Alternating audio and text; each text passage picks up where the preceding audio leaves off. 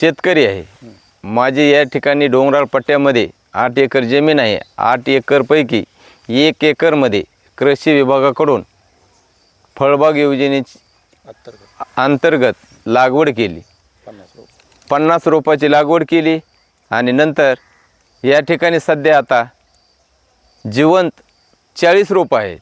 5 वर्ष मेहनत हे करून चांगल्या प्रकारे झाडं आलेली आहेत आणि वर्षाकाठी तर या ठिकाणी 40 रोपापैकी वेगवेगळ्या व्हरायटी आहे. हापूस, रत्ना, केशर, बदाम आणि लोणचाचा पण आंबा आहे या ठिकाणी.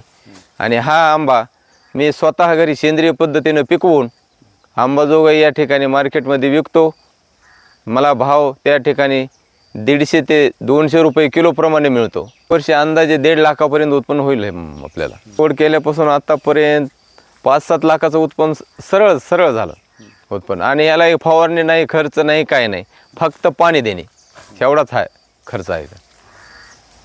मी एवढंच सांगू इच्छितो की जास्तीत जास्त फळबाग योजनेकडे वळून स्वतः मार्केटिंग करावी, म्हणजे आपली स्वतःची उन्नती नक्कीच होईल.